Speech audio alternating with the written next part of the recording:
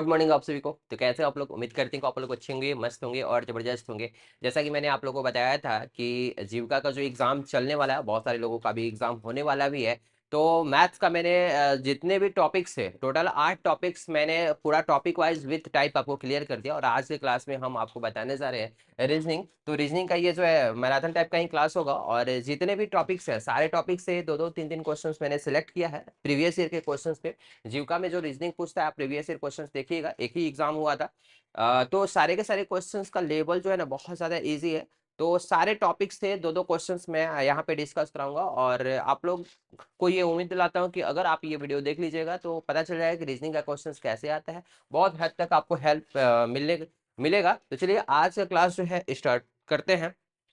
देखिए, पहला क्वेश्चन जो है मैंने लिया है एनालॉजी का क्वेश्चन। ये रीजनिंग का अच्छा क्वेश्चन पूछते हैं और एनालॉजी का क्वेश्चन है। ये क्वेश्चन में दे रहा है कि पुस्तक और यहाँ पे पढ़ना भोजन है। तो एनालॉजी का जो भी क्वेश्चन है ना, एनालॉजी का क्वेश्चन इस तरह से भी देता है, अंक पे भी देता है। इसमें भी तीन चार नेचर है, सारे के सारे जो टाइप्स बन सकता है वो हम आपको डिस्कस करवाएंगे। क्लियर है? तो देखिए, कहने का मतलब ये है कि इसका आंसर जो है पुस्तक है, पढ़ने के लिए होता है। बहुत सारे लोगों को मन में आ रहा होगा कि पुस्तक पढ़ना तो भोजन पकाना, पकाना नहीं करना है। भोजन होता है खाने के लिए, ठीक है। तो इसका आंसर जो होगा ऑप्शन नंबर बी होगा, ठीक है। किसी को कोई कंफ्यूजन तो नहीं है? देखिए, पुस्तक जो होता है पढ़ने के लिए होता है, उसी तरह से ये मत सोचिएगा कि भोजन जो है पकाने के लिए होता है। भोजन होता है खाना खाने के लिए, खाने के लिए होता है। तो इसका आंसर हो जाएगा, राइट आंसर क्या होता है? तो एनालॉजी का क्वेश्चन जो है ना इसी तरह का होता है। मतलब कहने का मतलब कि ये दोनों में जो रिलेशन है, ये जो अनुपात में दिया हो, जैसे ए अनुपात बी दे दिया है और यहाँ पे समानुपात का साइन देगा, ठीक है। मान लीजिए कि सी अनुपात यहाँ पे पूछ देगा कि वाट। तो एनालॉजी के क्वेश्चन में ये देखा जाता है कि ये दोनों में क्या रिलेशन है, वही रिलेशन ये दोनों में होना चाहिए। क्लियर है? आप लोग बातों को समझ पा रहे होंगे। देखिए, इसके बाद आते हैं नेक्स्ट क्वेश्चन पे। क्वेश्चन नंबर आपका जो 2 है। तो क्वेश्चन जो है देखने में तो बहुत इजी लग रहा है, कृषक है और यहाँ पे खेत है। तो ये दोनों में जो रिलेशन है कृषक और खेत में, वही रिलेशन यहाँ पे होना चाहिए। शिक्षक और क्या होना चाहिए? पढ़ाना, ज्ञान, क्लास और स्कूल, ठीक है। जल्दी से आप लोग आंसर सोचिए मन में कि इसका आंसर क्या होना चाहिए।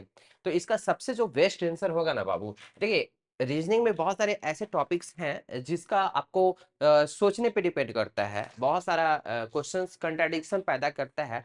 डिफरेंट डिफरेंट आदमी जो है ना अलग तरीके से सोचेंगे तो हो सकता है कि उसका आंसर अलग आ सकता है, लेकिन सबसे जो बेस्ट जो होता है उसी को माना जाता है। तो इसका राइट आंसर जो होगा ना वो होगा क्लास, ठीक है। बहुत सारे लोगों को ये चीज आ रहा होगा मन में, पढ़ना और ज्ञान तो कभी भी नहीं होगा। क्लियर है? क्योंकि देखिए कृषक जो है वो काम कहाँ करता है? खेती में, खेत खेत में अपना खेती करता है, ठीक है, बीज रोपता है। उसी तरह से बहुत लोगों को ये समझ में आ रहा होगा कि शिक्षक है तो स्कूल क्यों नहीं हुआ सर, ठीक है। स्कूल भी हो सकता था, लेकिन आप देखिए ध्यान से समझिएगा ना तो शिक्षक जो है अगर पढ़ाता है तो एक पार्टिकुलर जगह पे पढ़ाएगा, वो क्लास में पढ़ाएगा। और ये जो हो रहा है स्कूल की जो बात हो रही है, ये पूरी स्कूल स्कूल में मान के चलिए कि एलकेजी से लेकर 10th तक की पढ़ाई होती है। तो एलकेजी से लेकर 10th तक में मान के चलिए कि 10 क्लास होगा या 15 क्लास होगा, जो भी होगा सेक्शन वाइज। तो ये पूरे स्कूल की बात हो रही है, लेकिन यहाँ पे जो है ना शिक्षक क्लास में ही जो है पढ़ाएगा। तो इसका सबसे ज्यादा बेस्ट आंसर जो है ये क्लास होना चाहिए। क्लियर है? किसी को कोई कंफ्यूजन नहीं है ना? देखिए, इसके बाद आते हैं नेक्स्ट क्वेश्चंस पे। मछली है, पानी है, इसके बाद ऊंट है। तो मछली और पानी में जो रिलेशन है वही रिलेशन यहाँ पे भी होना चाहिए ऊंट में। तो इसका सब लोग को पता होगा कि इसका आंसर क्या होगा, रेगिस्तान। क्योंकि मछली जो है पानी में रहती है, उसी तरह से ऊंट का जो रिलेशन है रेगिस्तान में रहता है। क्लियर है? तो ये इसका राइट आंसर होगा, रेगिस्तान। देखिए, इसके बाद ये भी क्वेश्चंस बहुत ज्यादा इजी है और जीविका का जो एग्जाम है इसी तरह का क्वेश्चंस एनालॉजी से पूछेंगे, फिक्स है। तो आंख है, आंख का रिलेशन जो देखना से है, उसी तरह से कान का रिलेशन जो होगा, कान का रिलेशन होगा सुनना से। Option number A. सोचना नहीं होगा, बोलना नहीं होगा, चलना नहीं होगा। ये सबको पता है कि कान का रिलेशन किससे है, कान का क्या काम है, सुनना है। तो इसका आंसर होगा, राइट आंसर कौन सा होगा बाबू? ऑप्शन नंबर ए इसका राइट आंसर है। देखिए, अब देखिए क्वेश्चन नंबर 5। आप लोग इसका आंसर बताइएगा। क्वेश्चंस है कि यहाँ पे कलम है, कलम का जो रिलेशन है लिखना से, वही संबंध कैंची का किस चीज है? ठीक है, यहाँ पे खोलना है, पकड़ना है, नापना है और काटना है, ठीक है। पकड़ना नहीं है, ऐसा मत सोचिए कैंची का पकड़ना काम है, पकड़ना काम नहीं है। जिस तरह से कलम से आप लिखते हो उसी तरह से कैंची से क्या करते हैं, कैंची से काटना होता है, ठीक है। तो आपका इसका राइट आंसर क्या होगा, काटना होगा, ऑप्शन नंबर ए। खोलना, पकड़ना और नापना जो है कभी भी नहीं हो सकता है। एग्जैक्ट आंसर जो होगा इसका, कैंची का मेन काम क्या है, फाड़ना भी अगर रहता है यहाँ पे, ठीक है, तो ऐसा नहीं कि कपड़ा को फाड़ते हैं, तो वो आंसर नहीं होगा, एग्जैक्ट आंसर होना चाहिए। कैंची का मेन आंसर क्या होता है, काटना होता है। चलिए इसके बाद देखते हैं इस तरह का क्वेश्चन, ये भी एनालॉजी का क्वेश्चन है। मैंने आपको बताया कि ये अंक पर आधारित है, तो ये दोनों के बीच में जो रिलेशन है वही रिलेशन यहाँ पे ये दोनों के बीच में होना चाहिए। तो आप यहाँ पे देख रहे हैं कि 3 है और अनुपात 9, ठीक है, वही रिलेशन होना चाहिए 4 का और यहाँ पे, क्लियर है। तो 3 का स्क्वायर करिएगा, ये तो बहुत ईजी क्वेश्चन है, 3 का स्क्वायर करिएगा तो 9 होगा, उसी तरह से 4 का स्क्वायर करिएगा बाबू तो 16 होगा। ऑप्शन नंबर ए डी इसका जो होगा ये राइट आंसर होगा। सबको समझ में आ रहा होगा, क्योंकि क्वेश्चन ही इजी है, सारे तरह का क्वेश्चन हम इस सेशन में इंक्लूड किए हुए हैं। इजी भी क्वेश्चंस लिए हैं और हार्ड भी लिए हैं, और आपको हम ये बता देते हैं कि जितने भी क्वेश्चंस है सबके सब प्रीवियस ईयर क्वेश्चंस पर आधारित है। आप प्रीवियस ईयर का क्वेश्चन देखिएगा तो लेवल यही रहता है। चलिए इसके बाद देखते हैं नेक्स्ट क्वेश्चंस को हम लोग। क्वेश्चंस का लेवल ही यही है, ठीक है, इसलिए हम आराम आराम से क्लास को करवा रहे हैं, इजी क्वेश्चंस लिए हुए हैं। आगे कुछ हार्ड भी क्वेश्चन आएंगे आपको। देखिए क्वेश्चंस कह रहा है कि 12 है, 12 का जो रिलेशन 6 से है वही रिलेशन 18 का किससे है। तो आप यहाँ पे देख रहे हैं कि 12 का आधा हो गया है, 12/2 करेंगे तो 6, उसी तरह से 18/2 करेंगे बाबू, ठीक है, 18/2 करेंगे तो यहाँ पे कितना हो जाएगा 9। ऑप्शन नंबर डी इसका राइट आंसर होगा। सबको समझ में आ रहा होगा क्योंकि क्वेश्चन इजी है। जिस तरह से 12 का हाफ कीजिएगा तो 6 होगा, उसी तरह से 18 का हाफ कीजिएगा तो यहाँ पे 9 होगा। ऑप्शन नंबर जो है 8, यहाँ पे भी इजी है, 7 का स्क्वायर करिएगा तो 49 होगा, उसी तरह से आप 9 का स्क्वायर करिएगा तो आपका 81 हो जाएगा। ऑप्शन नंबर बी इसका राइट आंसर होगा, क्लियर है। देखिए इसका आंसर आप लोग जो लोग वीडियो देख रहे हैं या जो लोग ऑफलाइन हैं तो इसका आंसर बताइएगा जल्दी से, इसका क्या होगा। क्वेश्चन कह रहा है बड़ा वृत्त छोटा वृत्त तो बड़ा वर्ग, तो आपका हो जाएगा क्या बाबू, छोटा वर्ग हो जाएगा, ठीक है। ये दोनों में जो रिलेशन है वही रिलेशन ये दोनों में होना चाहिए।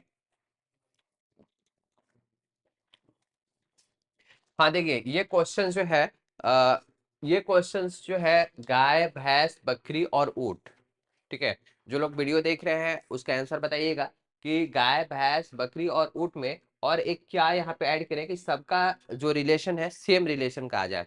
तो अब देखिए यहाँ पे आप मुर्गी और खरगोश नहीं होगा, क्योंकि जितने भी ये जानवर हैं, ठीक है, गाय भैंस बकरी और ऊंट, ये सारे के सारे बड़े जानवर हैं और सोशल लाइफ में यानी कि सामाजिक जो लाइफ में उसका यूज है। जैसे गाय से हम क्यों रखते हैं, गाय को क्यों पालते हैं, दूध के लिए पालते हैं, भैंस को भी दूध के लिए पालते हैं, बकरी को भी दूध के लिए पालते हैं, और ऊंट जो है ना ऊंट को दूध के लिए पालते हैं या फिर काम करने के लिए रेगिस्तान में जो है बहुत सारे लोग जो है ऊंट रखते हैं। तो सबका सब, अब देखिए हाथी और यहाँ पे घोड़ा बच रहा है, ये मुर्गी और खरगोश को तो आप पहले ही आप हटाइए, ठीक है, मुर्गी और खरगोश इसलिए नहीं होगा, शांत रहिए ना अक्षत, ठीक है, मुर्गी और खरगोश यहाँ पे नहीं होगा, इसलिए नहीं होगा कि ये जो दो जानवर है ये छोटे जानवर है, और ये जो क्वेश्चंस में जितने भी जानवर है सारे के सारे बड़े जानवर हैं, ठीक है। तो ये दोनों को पहले ही आप हटा दीजिए। अब बचता है हाथी और घोड़ा पे, तो जल्दी से इसका आंसर आप लोग बताइए, ठीक है, कि क्या होना चाहिए एग्जैक्ट आंसर। देखिए अगर एग्जैक्ट आंसर की अगर हम बात करेंगे तो इसका एग्जैक्ट आंसर होगा घोड़ा होगा, क्योंकि घोड़ा भी देखिए बड़ा जानवर है, और हाथी इसलिए नहीं कि बहुत ज्यादा बड़ा जानवर होता है। घोड़ा का यूज जो है ना सोशल मतलब कि सामाजिक जो लाइफ है उसमें हम लोग पालते हैं इसको, घोड़ा को सवारी के लिए या फिर ठीक है सवारी के लिए हम लोग यूज करते हैं, तो इसका एग्जैक्ट होना आंसर होना चाहिए घोड़ा, क्लियर है। आते हैं इसके बाद है सोमवार बुधवार शुक्रवार रविवार, तो अगला जो है क्या होना चाहिए। तो आप यहाँ पे देखिएगा कि सोमवार के बाद मंगलवार, मंगलवार नहीं है, बुधवार है, बृहस्पति नहीं है, बृहस्पति बाद शुक्र है, और शुक्रवार का शनिचर, शनिवार नहीं है, इसके बाद रविवार है, तो इसके बाद मंगल आंसर होगा, ठीक है, रविवार है तो आपका मंगल होगा इसके बाद आंसर, ठीक है, एक एक गैप करके है, ठीक है, एक जो है तो इसके बाद आपका राइट आंसर क्या हो जाएगा, रविवार के बाद आता है सोमवार, सोमवार नहीं होगा, इसके बाद मंगलवार होगा। ठीक है, तो ऑप्शन नंबर ए जो है इसका राइट आंसर होगा बाबू। देखिए इसके बाद आते हैं नेक्स्ट क्वेश्चन आपका जो है, गर्मी बरसात सर्दी बसंत, आंसर बताइएगा आप लोग, इसका राइट आंसर क्या होगा। तो आप देखिए ये सारे जो है ना, ये ऋतु है, गर्मी है, बरसात है, सर्दी है, बसंत है, ठंड और बादल, तो यहीं पे कैंसिल हो गया, और ये दोनों नहीं होगा, और ये जो होगा ये क्या है, मंथ का है, दिसंबर, नवंबर, दिसंबर, जनवरी, फरवरी, ये तो पहले ही आउट कीजिए, मंथ दे दिया, तो ये पतझड़ होगा इसका आंसर। ऐसे भी देखिए गर्मी के बाद बरसात, बरसात के बाद सर्दी, सर्दी के बाद बसंत, इसके बाद पतझड़ आता है, तो इसका राइट आंसर क्या होगा, ऑप्शन नंबर ए इसका राइट आंसर होगा। देखिएगा इसका आंसर आप लोग बताइएगा कि इसका राइट आंसर क्या होगा। 2 है, 4 है, 8 है, 16 है, तो यहाँ पे क्या होगा, आप यहाँ पे देखिएगा कि 2 से मल्टीप्लाई हो रहा है, यहाँ पे 2 दूनी 4 हो रहा है, फिर यहाँ पे 2 से मल्टीप्लाई हो रहा है बाबू, इसके बाद 2 से मल्टीप्लाई हो रहा है, तो यहाँ पे 2 से अगर मल्टीप्लाई आप करोगे तो 16 दूनी 32 हो जाएगा आपका आंसर। 16 दूनी क्या होगा, 32, इसका राइट आंसर होगा, ऑप्शन नंबर डी इसका राइट आंसर होगा। क्लियर है।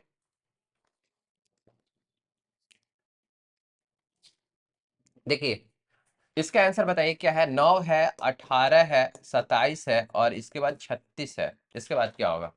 ये सीरीज का क्वेश्चन है, सीरीज में इसी तरह का क्वेश्चन है कि किस तरह से इंक्रीज कर रहा है, सेम पैटर्न होना चाहिए। तो आप देखिएगा कि 9 दूनी ये 18 हो रहा है, यहाँ का गैप कुछ और हो जा रहा है। ठीक है, तो आप देखिए 9 से आप मल्टीप्लाई कीजिएगा तो 9 इंटू 2 18 हो रहा है, और यहाँ पे 3 से मल्टीप्लाई करिएगा तो 9 इंटू 3 करिएगा तो 27, और 9 इंटू 4 करिएगा तो 36, इसके बाद 9 इंटू 5 कर दीजिए तो 9 पचे 45 आपका राइट आंसर होगा।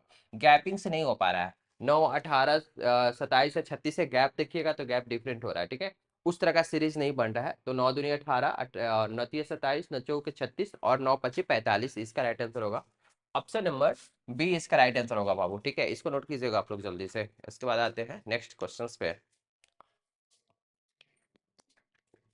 देखिए अगला क्वेश्चन जो हमारा है, क्वेश्चन नंबर 15 पे आते हैं। क्वेश्चन नंबर 15, ये भी बहुत इजी क्वेश्चन है। मैं आपको एक बार फिर से बता रहा हूँ कि ये जो लेवल मैं बता रहा हूँ प्रीवियस ईयर क्वेश्चन ही है ये, जीविका का जो पिछले साल का क्वेश्चंस का पैटर्न बहुत ज्यादा इजी रहता है, और नेगेटिव मार्किंग में नहीं है। अगर सारे पैटर्न को आप सिर्फ सिलेबस खाली जान जाइएगा ना कि किस तरह का क्वेश्चन पूछता है, तो सारे के सारे क्वेश्चंस बन जाएंगे, एक भी क्वेश्चंस गलत नहीं होंगे आपके। देखिए यहाँ पे 11 है, यहाँ पे 14 है, 17 है, और 20 है, तो यहाँ पे पूछ रहा है कि क्या होगा। यहाँ पे देखिए कितना इंक्रीज कर रहा है, तो आप कहिएगा 3 बढ़ रहा है तो +3, यहाँ पे भी 3 बढ़ रहा है, 20 मैंने 17 कीजिएगा तो +3, तो यहाँ पे भी आप 3 ऐड कर दीजिए, 3 ऐड करिएगा तो कितना हो जाएगा, 23 आपका राइट आंसर होगा, ऑप्शन नंबर सी। सभी लोगों को समझ भी आ रहा होगा, उम्मीद करते हैं कि किसी को कोई कंफ्यूजन नहीं होगा, लेकिन फिर भी अगर किसी को लगता है थोड़ा सा भी डाउट है तो आप लोग कमेंट्स कीजिएगा, रिप्लाई जरूर करेंगे। ठीक है, और जो लोग ऑफलाइन वीडियो देख रहे हैं तो बताइएगा कि क्या समझ में नहीं आ रहा। तो आपको यहाँ पे हम देखें सीरीज का जो क्वेश्चंस था, सीरीज का जो क्वेश्चंस पूछेगा जीविका के एग्जाम के लिए, लेवल यही रहेगा बाबू, बार बार बोल रहे हैं। यहाँ पे 3 का गैप है, यानी 3 बढ़ रहा है, यहाँ पे भी 3 बढ़ रहा है, यहाँ पे भी 3 बढ़ रहा है, तो यहाँ पे भी 3 ऐड कर देंगे, 20 + 3 करिएगा आप, तो आपका कितना हो जाएगा, 23 हो जाएगा। ठीक है, आते हैं नेक्स्ट क्वेश्चंस, जल्दी से आप लोग इसका आंसर बताइएगा कि इसका आंसर क्या होगा। थोड़ा सा अच्छा क्वेश्चन है, यहाँ पे 3, यहाँ पे 6, यहाँ 9 और 15, और ये 24, इसके बाद पूछ रहा है कि क्या होगा। हम गैपिंग की बात करेंगे तो कितना गैप आ रहा है, देखिए यहाँ पे आपकी जो गैप है, यहाँ पे 3 बढ़ रहा है, यहाँ पे भी कितना बढ़ रहा है, 3 बढ़ रहा है, और यहाँ पे कितना बढ़ रहा है, 6 बढ़ रहा है, और यहाँ पे 9 बढ़ रहा है। ठीक है, अगर सीरीज में देखते तो यहाँ पे +3 हो रहा है, +3 हो रहा है, 6 आ रहा है, या +9 हो रहा है। ठीक है, तो आगे बताइए। देखिए और कोई ट्रिक नहीं लग रहा है, स्क्वायर तो है नहीं, स्क्वायर है नहीं, तो इसके बाद क्या करिए ना कि 3 और इसमें बढ़ा दीजिए, +12 कर दीजिए। ठीक है, तो 24 और 12 आप जोड़िएगा तो कितना हो जाएगा, 36 हो जाएगा, ऑप्शन नंबर बी इसका राइट आंसर होगा।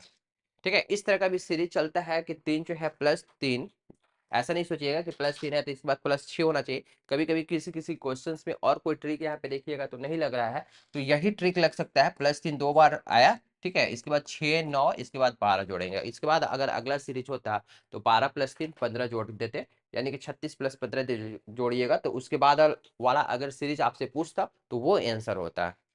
क्लियर है? क्योंकि यहाँ पे देखिएगा तो और कोई पैटर्न सेट नहीं हो रहा है, स्क्वायर भी नहीं है, ठीक है, और कोई पैटर्न सेट नहीं होगा, तो यही सबसे बेस्ट तरीका है। इसका आंसर आपका होगा option number B, right answer 36। देखते हैं अगला क्वेश्चन जो है। चलिए, ये जो क्वेश्चन है, question number 17, P Q R का संबंध इस प्रकार है। ये जो क्वेश्चन है ये ब्लड रिलेशन का क्वेश्चन है, और ब्लड रिलेशन के क्वेश्चंस को हम बनाने से पहले थोड़ा सा आपको एक हम थ्योरी पार्ट बता देते हैं कि ब्लड रिलेशन क्वेश्चंस को आप डिफरेंट डिफरेंट टीचर से अगर पढ़े होंगे तो सबका समझने का और समझाने का जो पैटर्न होता है अलग होता है। बस आप इसको दो तीन तरीके से भी सोच सकते हैं। अगर आप अपने फैमिली में भी लेकर के मेंबर को लेकर के आप इस क्वेश्चंस को बना सकते हैं, बहुत सारे लोग करते हैं एग्जाम में। लेकिन अगर सबसे बेस्ट की अगर बात करेंगे, जैसे देखिए हम आपको समझाते हैं, हम लिखने का तरीका मेरा ऐसा है कि अगर क्वेश्चन में दिया रहा है कि ए पीता है, ठीक है, ए पीता है बी का, ए पीता है बी का, ठीक है, तो ये तो क्लियर है कि ए जो है मेल है, लेकिन बी के बाद बी के बारे में क्लियर नहीं हुआ कि वो ए का बेटा है कि बेटी है। तो हमेशा जो है ए अगर पीता है यानी बड़ा है तो ऊपर लिखेंगे और बी को नीचे लिखेंगे, और अगर मेल फीमेल की बात होगा तो मेल के लिए प्लस लिखेंगे, अगर यहाँ पे ए माँ होती तो ए माइनस लिखते। ठीक है, इस तरह से हम इसको लिखेंगे। अगर मान लीजिए क्वेश्चन में दिया रहता कि ए का पिता जो है सी है, तो सी को ऊपर लिखेंगे और प्लस कर देंगे। अब मान लीजिए क्वेश्चन में दिया रहेगा कि ए जो है पति है पी का, तो अपने तरीके से कुछ भी आप सोच सकते थे, जैसे कि ऐसे हम सोचते हैं कि दोनों एक लेवल का है और हस्बैंड वाइफ है, तो इस तरह का साइन हमने कर दिया। और अगर हस्बैंड वाइफ है तो इसको माइनस कर दिए, ये प्लस हो गया, क्योंकि हस्बैंड है और ये वाइफ है तो माइनस कर दिए। अगर मान लीजिए क्वेश्चन में दिया रहता है कि पी जो है आर का बहन है, आर का बहन है, तो भाई बहन के लिए मैंने डॉट डॉट कर दिया। तो ये अपने अंडरस्टैंडिंग में मतलब इस लेवल का है, जनरेशन एक है। जैसे मान के चलिए कि ए पी और आर का जो जनरेशन है एक लेवल में है, तो एक लेवल में मैंने लिखा। और ए और बी का जो जनरेशन है, ए जो है पिता है बी का, तो पिता को ऊपर लिखे, और जनरेशन ज्यादा किसका है मतलब ऊपर है, तो इसको ऊपर लिखेंगे। अब मान लीजिए क्वेश्चन में दिया था कि सी जो है ए का पिता है, तो इसके पिता को ऊपर लिखे। बात आ रही समझ में? और एक जनरेशन का रहता तो एक लेवल में लिखते, भाई बहन के लिए इस तरह के लिखेंगे और हस्बैंड वाइफ के लिए इस तरह से लिखेंगे। मेन जो चीज़ है मैंने जो आपको समझाना चाह रहा हूँ, उम्मीद करते कि आप लोग समझ पा रहे होंगे। जैसे हम क्वेश्चंस में आते हैं, इतना तो चीज़ आपको समझ में आ गया। कह रहे हैं कि पी क्यू आर का संबंध इस प्रकार है कि पी जो है भाई है क्यू का। मैंने यहाँ पे जो दे रहा है, कह रहा है कि पी जो है यहाँ पे क्या है, पी जो है भाई है क्यू का। तो ये तो क्लियर कर दिया कि एक जनरेशन का है, दोनों भाई है, तो यहाँ पे पी जो है क्यू का भाई है। ठीक है, पी भाई है क्यू का, लेकिन क्यू के बारे में नहीं बताया कि वो पी का भाई है कि बहन है। हो सकता है कि वो भी भाई होगा पी का, या हो सकता है कि बहन भी हो सकती है। लेकिन ये तो क्वेश्चन में कह रहा है कि पी भाई है क्यू का, तो यहाँ पे पी में प्लस लिखेंगे, चूंकि भाई है ये मेल है तो प्लस कर दिए। इसके बाद कह रहा है यहाँ पे फुल स्टॉप है, क्यू बहन है आर की, क्यू जो है बहन है, तो देखिए ये यानी कि फीमेल है, यहाँ बहन के लिए माइनस कर दिए, क्योंकि आपको पता रहेगा कि ये जो है फीमेल है। किसका बहन है, आर की, तो आर जो है इसके ऊपर कर देते हैं। लेकिन आर के बाद में क्लियर नहीं हुआ कि आर यहाँ पे मेल है कि फीमेल है, लेकिन इतना क्लियर हो गया कि ये जो है भाई है, ये बहन है, और ये हो सकता है कि भाई होगा या फिर बहन होगा।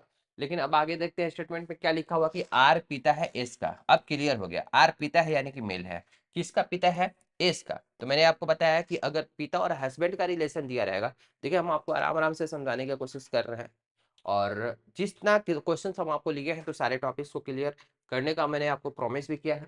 तो हम आपको देखिए हर टाइप का क्वेश्चंस लिए हैं, हर टॉपिक से लिए हैं, तो आपको हम थ्योरी भी समझाने की कोशिश कर रहे हैं, इसलिए मैं धीरे धीरे समझा रहा हूँ आपको। देखिए क्वेश्चन में कह रहा है कि आर पिता है एस का, तो ये तो क्लियर कर दिया कि आर जो है ये मेल है और पिता है तो उसको ऊपर लिखेंगे, और एस जो है ये या तो एस ये बेटा हो सकता है आर का, या फिर बेटी भी हो सकती है, क्योंकि ये भी नहीं क्लियर किया, सिर्फ ये क्लियर किया है कि आर पिता है एस का, तो एस आर का बेटा भी हो सकता है या फिर बेटी भी हो सकती है। तो यहाँ पे हम अभी साइन नहीं लिखेंगे। अब आगे देखते हैं, एस माँ है टी की। अब देखिए ये क्लियर कर दिया कि एस जो है माँ है, ठीक है, माँ है यानी माइनस लिख दिए। किसकी माँ है बाबू? टी की है, तो टी को नीचे लिख देंगे। क्लियर हुआ? अब ये क्लियर नहीं है कि टी जो है बेटा है कि बेटी है एस की, ठीक है। इसके बाद देखते हैं, तो टी पी जो है टी से संबंध में क्या है, टी के संबंध में क्या है, पी के बारे में पूछ रहा है, जिसके साथ काल लगा रहेगा आंसर उसी को देंगे। यानी क्वेश्चन में कह रहा है कि पी जो है टी से, टी के संबंध में क्या है, जल्दी से इसका आंसर बताइएगा आप। पी के बारे में पूछ रहा है कि टी का क्या है। देखिए टी का जो है, पी जो है क्या है। अब देखिए यहाँ पे टी है, टी की ये माँ है, टी की माँ है, और माँ का जो ये पिता है आर, तो ये हो गया नाना, ठीक है।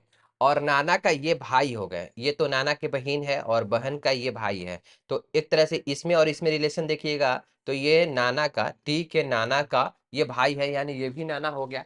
तो टी का दादा, टी के पितामह का भाई, टी का काका, ठीक है।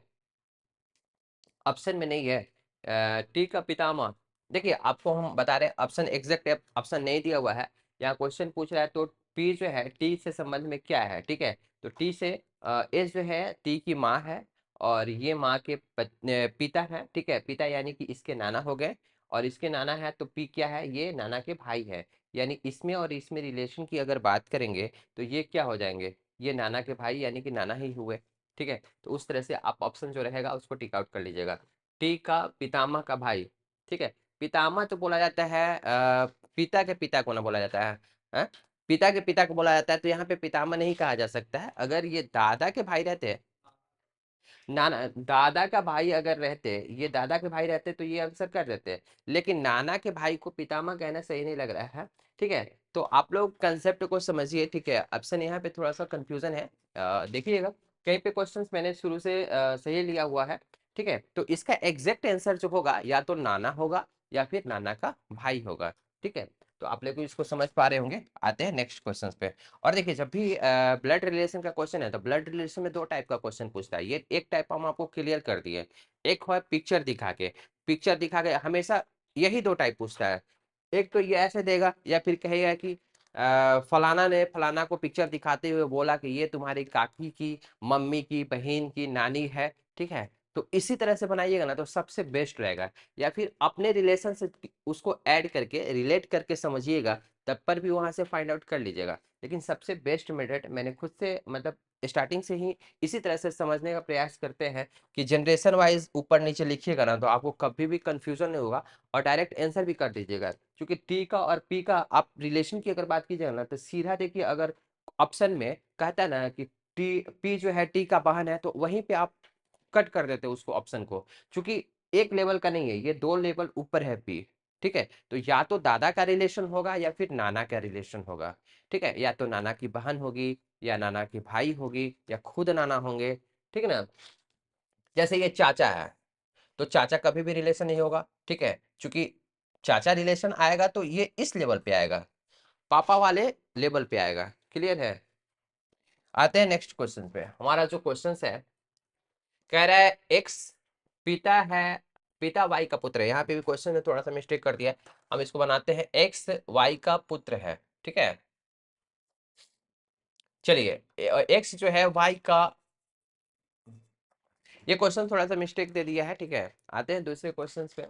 क्वेश्चन डाउट है, देखिए एक व्यक्ति जो है उत्तर की ओर शुरू करता है। सबसे पहले ये डायरेक्शन वाला क्वेश्चन है। पहले तो सबको पता होगा कि इधर नॉर्थ होता है, इधर साउथ होता है, इधर ईस्ट होता है, इधर वेस्ट होता है, इधर उत्तर, इधर दक्षिण, इधर पूरब और इधर पश्चिम होता है, ठीक है। एक व्यक्ति उत्तर से शुरू करता है। चलिए देखिए हम उत्तर से शुरू करते हैं, और इसके बाद जो है यहाँ पे भी हटा दीजिएगा, उत्तर से शुरू करते हैं, ठीक है। और इसके बाद जो है 135 डिग्री दाहिने घूमता है। 135 डिग्री क्या होता है बाबू? दाहिने घूमता है। क्वेश्चन में ये दिया हुआ कि एक व्यक्ति उत्तर के, जब भी डायरेक्शन वाला क्वेश्चन रहे ना, तो इस तरह से डायरेक्शन तो पता होना चाहिए कि इधर नॉर्थ होता है, इधर साउथ होता है, इधर ईस्ट और इधर वेस्ट होता है। इसके बाद कह रहा है कि एक व्यक्ति उत्तर से शुरू करता है और 135 डिग्री दाहिने की ओर घूमता है। देखिए दाहिने की बात करेगा तो ऐसे घूमेगा, आप देखिए ना कि अगर आप इस डायरेक्शन में खड़ा है तो आपके दाहिने कौन होगा, इधर होगा दाहिना, और इधर होगा क्या, बायां। तो बाहिने 135 घूम रहा है, यानी 90 घूमता तो यहाँ पे आता, 90 प्लस 45 यानी कि यहाँ पे आ जाएगा। ये आपका हो जाएगा 135 डिग्री दाहिने। अगर बाएं कहता तो इधर आते हैं। इसके बाद कह रहा है कि फिर 90 डिग्री बाएं मुड़ता है। अगर फिर दाहिने कहता तो इधर जाते, लेकिन बाएं कह रहा है 90 डिग्री, तो 90 डिग्री फिर इधर से आएंगे, यहाँ से 90 डिग्री तो यहाँ पे आ जाएगा बाबू। क्लियर है, इधर आ जाएगा। इसके बाद कह रहा है कि फिर 135 डिग्री दाएं मुड़ता है, 135 डिग्री फिर दाहिने, दाहिने का मतलब इधर, अभी यहाँ पे था, यहाँ से 135 इधर आइएगा तो ये हो जाएगा 90, और 90 और प्लस 45 यहाँ पे आ जाएगा। तो अंत में उसकी दिशा क्या होगी, तो अंत में उसकी जो दिशा होगी वो दक्षिण होगी, इधर उत्तर तो इधर दक्षिण। तो आपका आंसर कौन सा हो जाएगा बाबू, ऑप्शन नंबर डी। देखिए एक बार फिर से समझाते हैं आपको। सिर्फ ये याद रखिए कि ये डायरेक्शन होता है नॉर्थ साउथ ईस्ट और वेस्ट। अगर दाहिने बात करें, अगर दाहिने है, इधर दाहिने कहेगा तो इधर जाएंगे, और बाएं कहेगा तो इधर इधर जाएंगे, और जितना डिग्री कह रहा है घूमने के लिए उतना आप घूमिए। ठीक है, सब कुछ समझ में आ रहा होगा।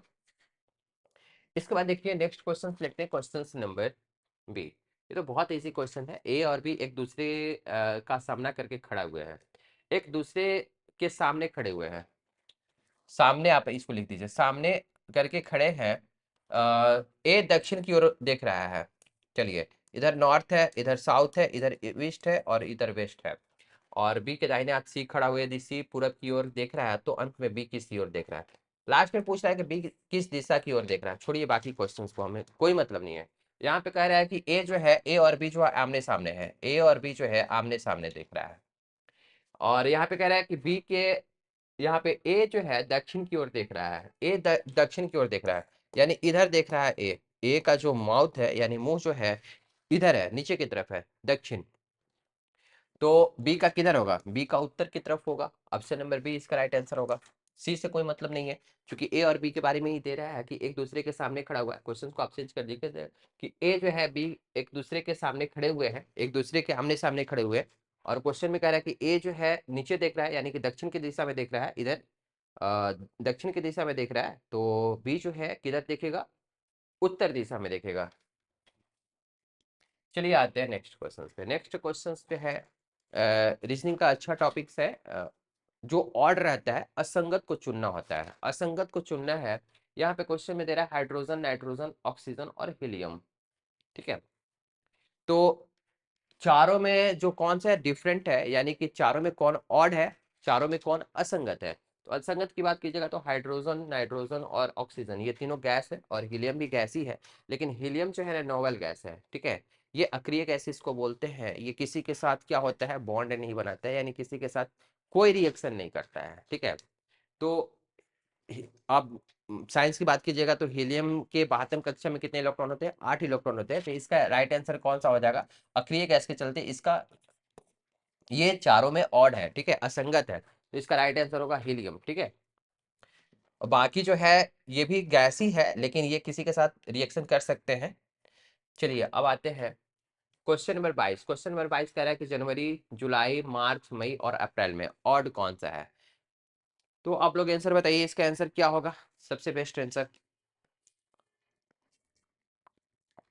चलिए सही बात है, इसका जो आंसर होगा अप्रैल होगा। क्योंकि जनवरी भी जो होता है 31 दिन का होता है, जुलाई भी 31 दिन का होता है, मार्च भी 31 दिन का होता है, मई भी 31 दिन का, और अप्रैल जो होता है ये होता है 30 दिन का।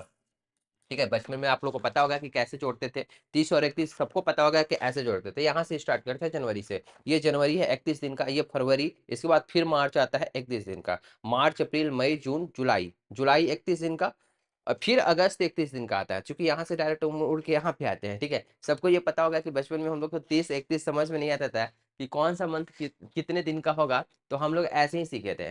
क्लियर है, तो इसमें ऑड पहचानने के लिए मैंने क्या बताया कि सारे जितने भी मंथ है सब 31 दिन का है, सिर्फ अप्रैल जो है ये 30 दिन का है। तो इसका आंसर हो जाएगा ऑप्शन नंबर ए, इसका राइट आंसर होगा बाबू।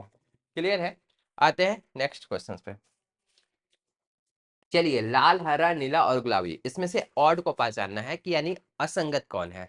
तो चारों कलर में जो दिया हुआ है ना, ये चारों के चारों कलर है, लाल, हरा, नीला और गुलाबी। ठीक है, तो बताइए इसका राइट आंसर क्या होगा। तो देखिए चारों में जो है ये तीनों को देखिएगा, लाल, हरा और नीला को, ये प्राइमरी कलर है। प्राइमरी कलर का मतलब समझते हैं, प्राइमरी कलर की जो दूसरे कलर से मिलके नहीं बने हैं, ठीक है। और सेकेंडरी कलर कहने का मतलब होता है कि जब दो कलर को मिलाइएगा ना, तो जो कलर बनेगा उस कलर को हम सेकेंडरी कलर बोलते हैं। जैसे कि मान लीजिए श्वेत प्रकाश है, तो श्वेत प्रकाश आप लोगों को भी पता है कि 7 रंगों का मिश्रण होता है। तो ये तीनों जो है, लाल, हरा और नीला जो है, ये प्राइमरी कलर है, और ये जो है सेकेंडरी कलर है। क्लियर है?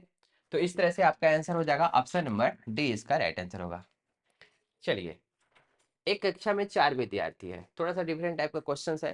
कह रहा है कि एक कक्षा में 4 विद्यार्थी है, ए हमेशा पैदल जाता है, ठीक है, बी साइकिल से जाता है, सी बाइक से जाता है और डी स्कूटर से जाता है। इनमें से कौन अलग का है, मतलब ऑड कौन है, असंगत कौन है, ये पहचानना है। तो सबको पता है ये सब गाड़ी से जाता है, स्कूटर से जाता है, बाइक से जाता है, साइकिल से जाता है। अब ये मत कहिए कि ये भी पाव गाड़ी से जाता है, ठीक है। ये पैदल जाता है, बिना माध्यम का, मतलब पैदल जा रहा है। तो इसका राइट आंसर होगा ऑप्शन नंबर ए, इसका राइट आंसर होगा। क्लियर है? बाकी सब जो है किसी न किसी माध्यम का यूज कर रहा है, किसी न किसी गाड़ी का यूज कर रहा है। तो इसका आंसर होगा ऑप्शन नंबर ए। अब आते हैं लास्ट क्वेश्चन पे। इनमें से अलग प्रकार की मात्रक इकाई कौन है? यहाँ पे मीटर है, फुट है, इंच है और लीटर है। तो देखिएगा कि मीटर, फुट और इंच का उपयोग क्यों करते हैं, मतलब लंबाई का मात्रक है, ठीक है, यानी कि लेंथ मेजर करते हैं। बाकी ये जो लीटर है, इससे क्या करते हैं, ये नापते हैं कोई द्रव्य को, ठीक है। तो इसका राइट आंसर हो जाएगा ऑप्शन नंबर डी, इसका राइट आंसर होगा। तो चलिए, आप लोग का ये जो सेशन था रीजनिंग का, हम 25 क्वेश्चंस का सेशन लेके आए थे, और सारे के सारे क्वेश्चंस थे, मोस्ट इंपॉर्टेंट थे, प्रीवियस ईयर क्वेश्चंस थे। चलिए, और मैं आपको ये गारंटी के साथ कह रहा हूँ कि इतना अगर क्वेश्चंस कर लेते हैं तो आपके लिए बहुत ज़्यादा बेनिफिशियल होगा, इंपॉर्टेंट होगा। एग्जाम से पहले आप लोग देख लीजिएगा, जो लोग का पढ़ाई छूटा हुआ होगा, तो रीजनिंग का जो रिविजन भी हो जाएगा। तो चलिए, आप लोग से मिलते हैं नेक्स्ट क्लास में। और जो लोग ग्रुप डी की फॉर्म भरे होंगे और जिनका एग्जाम होने वाला है, तो मैं आपको ये बता रहा हूँ कि ग्रुप डी का जो है प्रीवियस ईयर क्वेश्चंस सारे के सारे टॉपिक्स का टॉपिक वाइज क्लियर करने वाले हैं। कल से हम वो क्लास लेंगे, तो लाइव से भी जोड़िएगा आप लोग। चलिए, आज के लिए इतना ही, थैंक्स।